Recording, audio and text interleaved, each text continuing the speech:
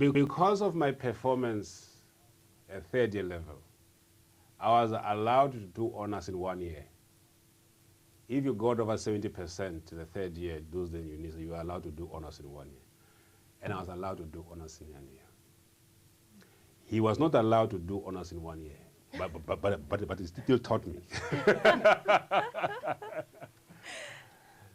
Now I'll tell you what happens. Then I am forced at TEFLO to do it in 2 years. They concealed all that. They forced me to do it in 2 years. Come exam time, you know, if you go back to the exam papers, honors English, you know, those days, there was a paper 4.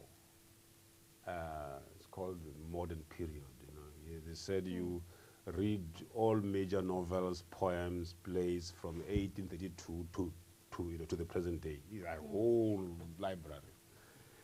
And they used to have a question called unseen passages.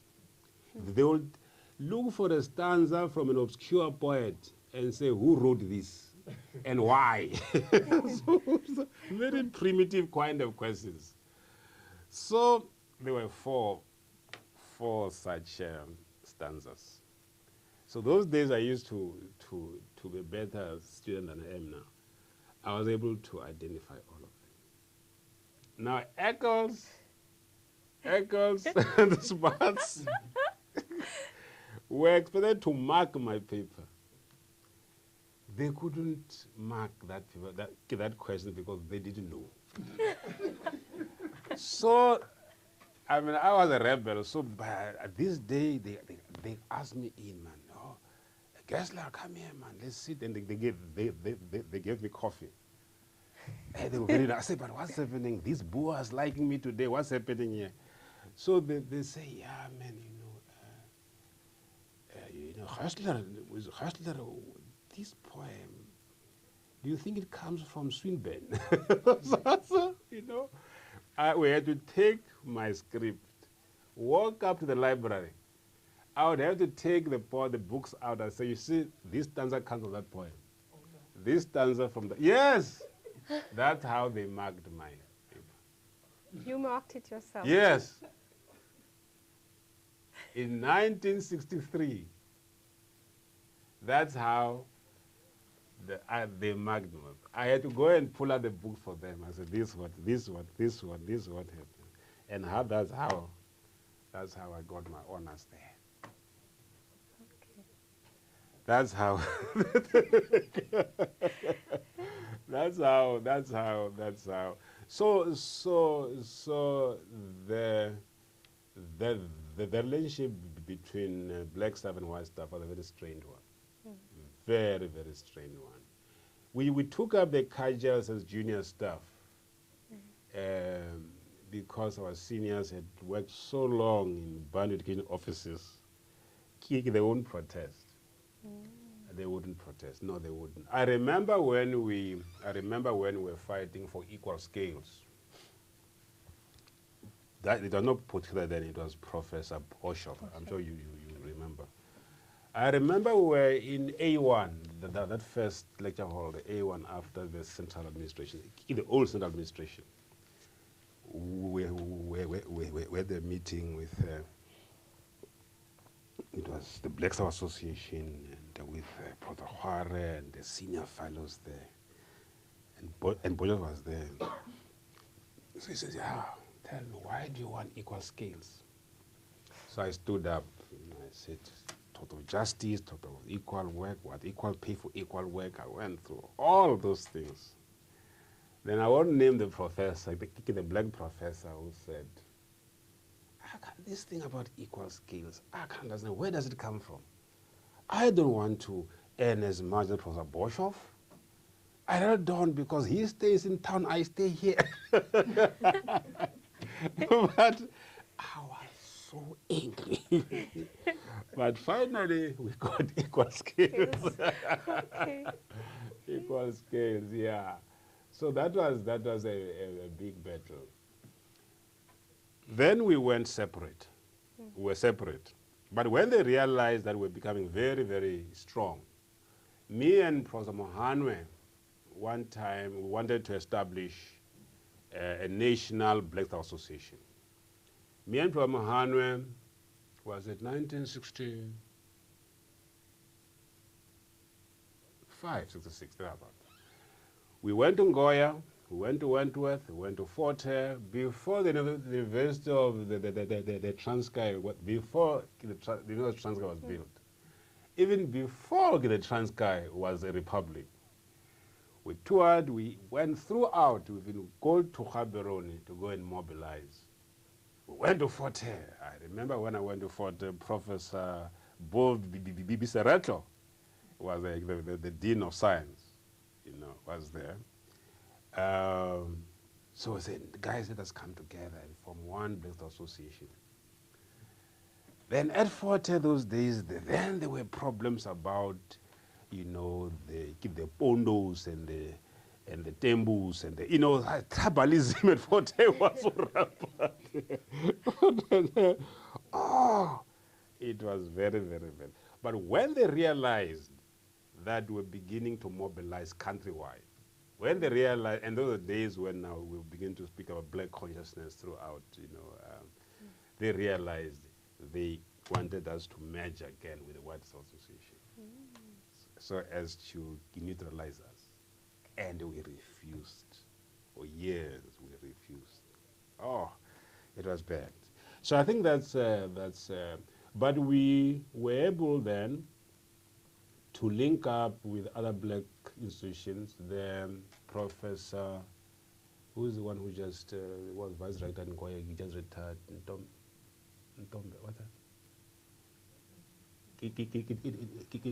Tembela. Brother Tembela was very active in Ngoya, very sharp. He was the chairman of the Black Star Association at Fort Kangule.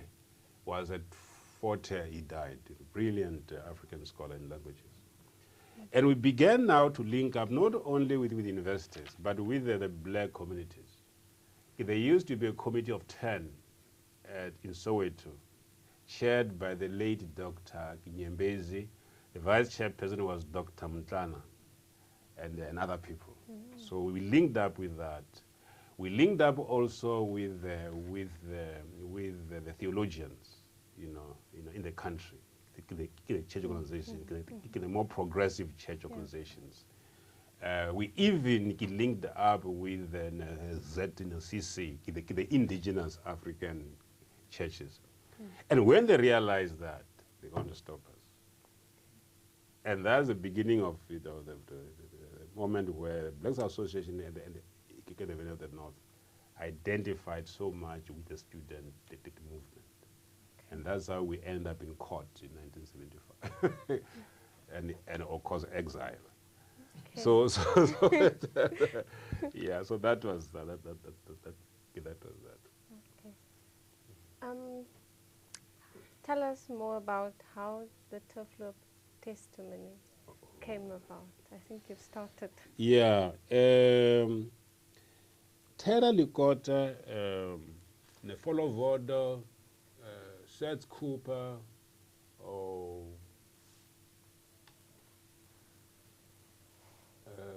Strini Moodley, Aubrey Mukwaba. This one, they were in Sasso.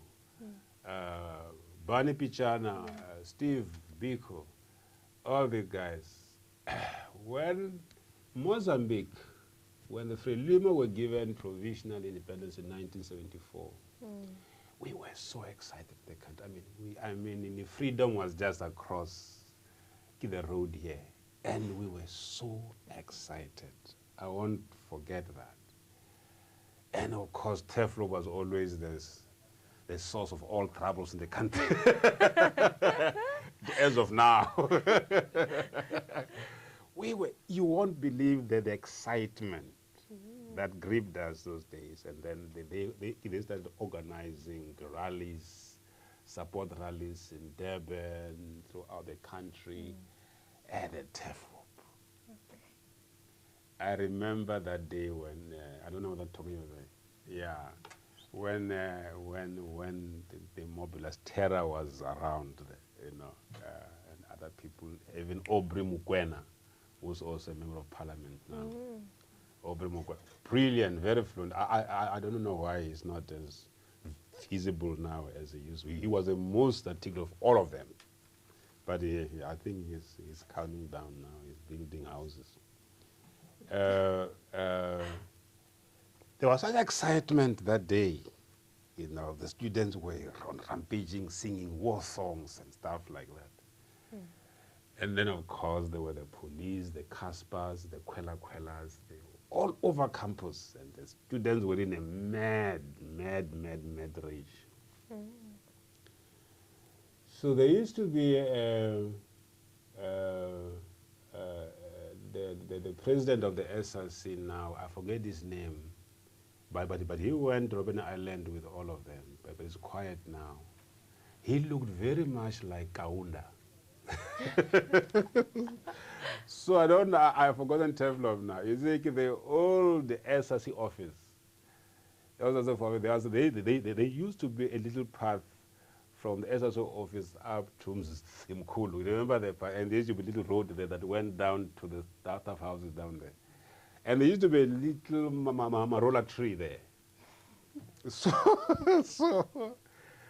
I see this big corporal with these huge dogs, you know. I was a teacher then. I was a junior lecturer then. So Terali Kota calls me and says, come and intervene, man. So I go to talk to this African. I said, no, as long as you are here with these dogs and caspers, these students will not go away.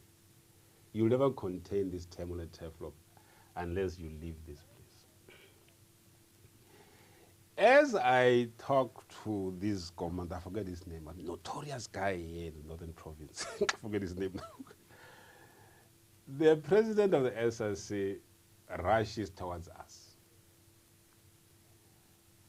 And as he rushes towards us, coming from the SRC office, coming down, he's running towards us to go and find out what am I saying to this boy? So they say, Kaunda! Our students start shouting, Kaunda, Kaunda. Now this boy says to me, is Kaunda he? I said, how do you expect Kaunda to be walking down this path now? He believed that Kaunda was there. Oh, I said, but Kaunda.